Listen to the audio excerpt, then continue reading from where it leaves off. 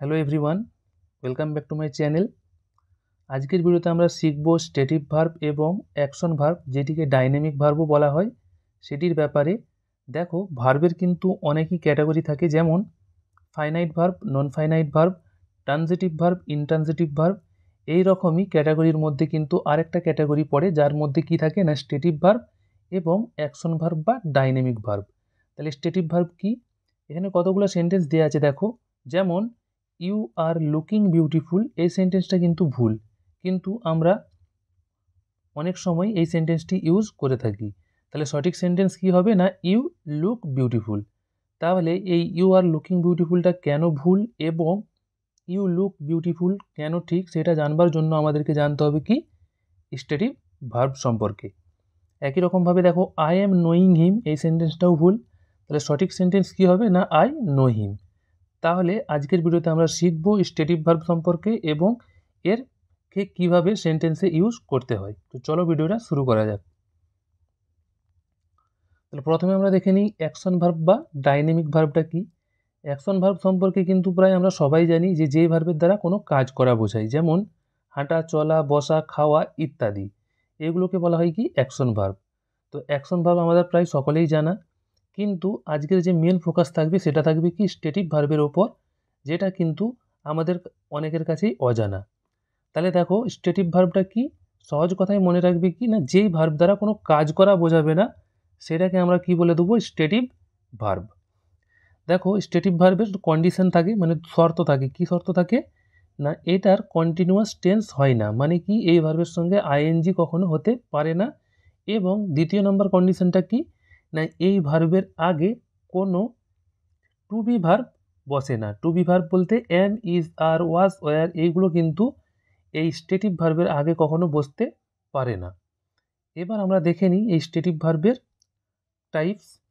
দেখো, static verb কিন্তু 5 প্রকারের হয়ে থাকে। যেমন প্রথমে আমরা দেখে নিই ভার্ব অফ সেন্সেস, মানে যেই ভার্বগুলোকে আমরা সেন্সের মাধ্যমে বুঝতে পারি, মানে ইন্দ্রিয়ের মাধ্যমে বুঝতে পারি।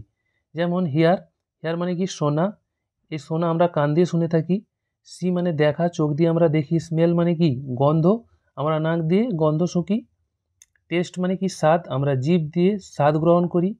ফিল মানে কি অনুভব, আর আমরা কি ত্বক দিয়ে ফিল করি। তার মানে কি আমরা 5টা ইন্দ্রিয় দিয়ে এই 5টা কাজ করে থাকি, সেই জন্য এগুলোকে কি বলা হয় ভার্ব অফ সেন্সেস, এবং এগুলি স্ট্যাটিক ভার্বের মধ্যেই কিন্তু পড়ে। দ্বিতীয় নম্বরে আমরা দেখে নেব ভার্ব অফ ইমোশন, মানে যে ভার্বের মাধ্যমে আমরা আমাদের ইমোশনকে শো করি। যেমন লাভ, লাইক, হেট, ওয়ান্ট, ডিজায়ার, হোপ, আন্ডারস্ট্যান্ড ইত্যাদি। 3 নম্বরে পড়ে কি ভার্ব অফ অ্যাপিয়ারিং, যে ভার্বের দ্বারা কারো অ্যাপিয়ারেন্সের ব্যাপারে বলা হয়, সেগুলো কি কি না লুক, অ্যাপিয়ার এবং সিম। 4 নম্বরে পড়ে যায় কি ভার্ব অফ থিঙ্কিং বা ভার্ব অফ ওপিনিয়ন, মানে কি যার মধ্যে কি কি পড়ে না থিঙ্ক, বিলিভ, এগ্রি, নো, মিন এটসেট্রা। এবং শেষে এসে যায় কি 5 নম্বরে ভার্ব অফ পজেশন, মানে যে ভার্বের দ্বারা পজেশন মানে কারো কোনো জিনিস কারো অধিকারে আছে ইত্যাদি বোঝায়। যেমন কি have, own, possess, belong to, etc. দেখো, এই 5 ধরনের স্ট্যাটিক ভার্ব ছাড়াও কিন্তু আরও স্ট্যাটিক ভার্ব রয়েছে, যেমন am, is, are, was, were ইত্যাদি। কারণ আমি যদি বলি যে আই এম এ টিচার, মানে আমি হই একজন শিক্ষক, তাহলে এখানে কিন্তু এম এর দ্বারা কোনো কাজ করা বোঝাচ্ছে না, তার মানে কি এমও কিন্তু একটি স্ট্যাটিক ভার্ব। কিন্তু আজকের ভিডিওতে আমি সেই স্ট্যাটিক ভার্বগুলোকে নিয়ে আলোচনা করেছি যেগুলো দেখতে মেন ভার্বের মতো, মানে দেখতে অ্যাকশন ভার্বেরই মতো, কিন্তু সেগুলো কি স্ট্যাটিক ভার্বের কাজ করে থাকে। তাহলে চলো এবার আমরা এই স্ট্যাটিক ভার্বগুলোকে কীভাবে সেন্টেন্সে ইউজ করতে হয় সেগুলো আমরা দেখে নিই। এখানে কিছু উদাহরণ লিখে রেখেছি। দেখো, ইউ আর লুকিং বিউটিফুল, এটা কিন্তু ভুল, কারণ আমরা আগেই দেখেছি লুক কি একটি স্ট্যাটিক ভার্ব। আর আমি স্ট্যাটিক ভার্বের যখন কন্ডিশন বলছিলাম তখন শর্ততে কি বলেছিলাম না স্ট্যাটিক ভার্ব কখনো প্রেজেন্ট কন্টিনিউয়াস টেন্সে হতে পারে না। তাহলে এটা কি প্রেজেন্ট কন্টিনিউয়াস টেন্স আমরা জানি, সেই জন্য এখানে ইউ আর লুকিং বিউটিফুল এই সেন্টেন্সটি ভুল। তাহলে কি হবে না ইউ লুক বিউটিফুল, মানে তোমাকে সুন্দর দেখাচ্ছে। বাংলাতে আমরা দেখাচ্ছে বলছি, শুনতে প্রেজেন্ট কন্টিনিউয়াস টেন্সের মতো হলেও কিন্তু আমাদেরকে এখানে লুক ব্যবহার করতে হবে। একই রকমভাবে আই অ্যাম নোয়িং হিম, এটাও প্রেজেন্ট কন্টিনিউয়াস টেন্সে আছে। আর আমরা জানি কি নো একটি স্টেটিভ ভার্ব, সেই জন্য এই সেন্টেন্সটা ভুল। এটা কি হবে না আই নো হিম। এবং শেষের উদাহরণটা দেখো, আই অ্যাম আন্ডারস্ট্যান্ডিং, মানে কি এটাও প্রেজেন্ট কন্টিনিউয়াস টেন্স, সেই জন্য এটাও কি ভুল। কারণ আমরা দেখেছি কি আন্ডারস্ট্যান্ডও একটি স্টেটিভ ভার্ব, সেই জন্য এটা সঠিক কি হবে না আই আন্ডারস্ট্যান্ড। আশা করি তোমরা বুঝতে পেরেছো।